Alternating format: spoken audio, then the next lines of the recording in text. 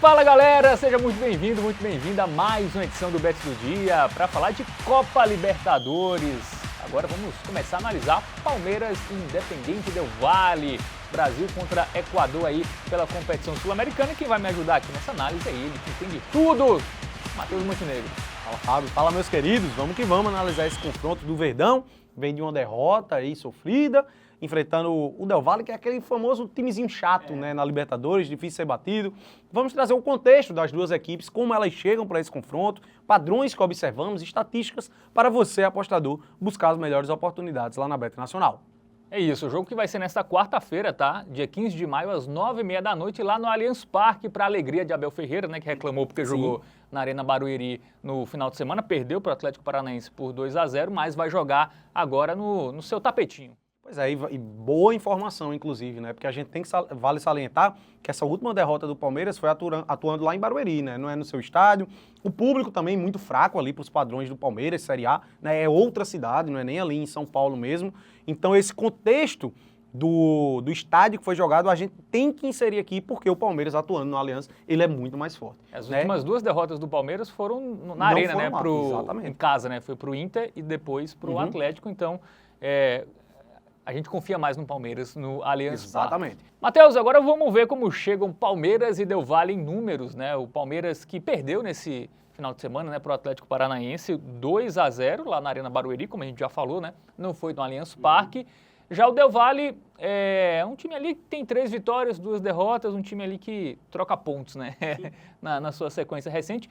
Já na Libertadores, o Verdão é líder, 10 pontos. Isolado, né? Isolado, praticamente com a liderança garantida, a classificação também, né? E na segunda colocação vem o Del Valle com 6 pontos a menos, né? Pois é, inclusive a gente tem que destacar essa discrepância, né? Que o Del Valle é o vice-líder com 4 pontos, o Palmeiras é o líder com 10. Né? As outras 3 equipes, além do Verdão, estão todas com 4 pontos ali, né? Praticamente brigando por essa segunda vaga. A gente já pode até considerar o Palmeiras ali como classificado, né? Só um desastre. O Palmeiras perdeu os 2 jogos e ainda perder ali com um saldo de gols elásticos e algum dos outros times, 2 dos outros times vencer também por uma grande diferença.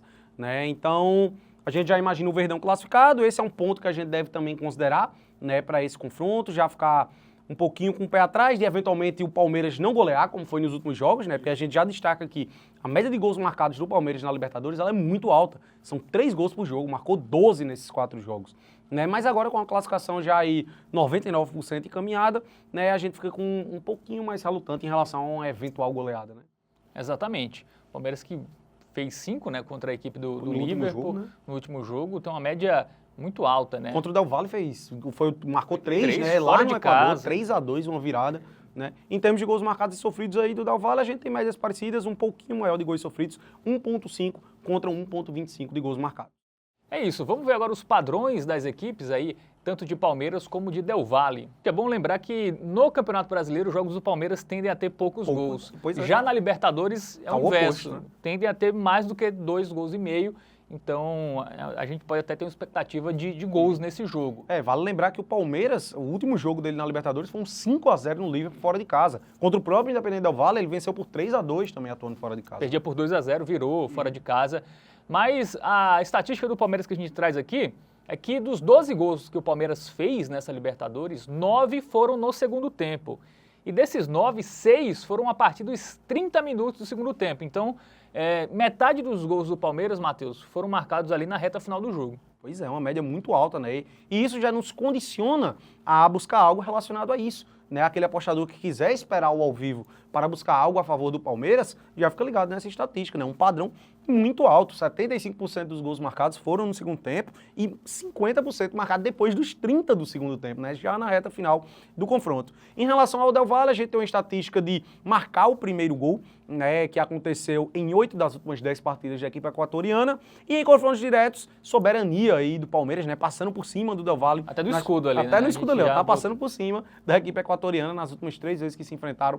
Nas 3, o Verdão saiu vitorioso. Pois é, o Del Valle é tipo o Bragantino da América do Sul, né? Aquele time que pode aprontar. Contra os grandes, é aquele time chato, que a gente nunca espera, não sabe muito o que esperar, mas pode complicar, tá? Apesar desse retrospecto bem favorável em relação ao Palmeiras. Em relação a abrir o placar, Matheus, claro que a gente não acha que o Del Valle vai abrir o placar, mas mostra que é um time ofensivo. Exatamente, né? desde um time o primeiro início de que jogo. ataca muito, né? Até por isso eu comparei com o Bragantino, que também tem uma característica similar. Depois dessa análise aí em números e estatísticas, vamos para o nosso momento Bet Nacional, Matheus, e a gente já percebe um amplo favoritismo do Palmeiras. Pois é, uma odd muito baixa a favor do Verdão, né? A gente tem uma cotação aí de 1,39 na vitória palmeirense e uma odd de 7,63 na vitória do Del Valle. Então a gente ficou um pouco receoso em relação a apostar nessa vitória, porque a cotação é muito baixa, não é recomendado fazer uma aposta simples, né, numa odd 1,39, eventualmente se você fizer uma dupla, uma tripla ali com mais alguma coisa, aí beleza.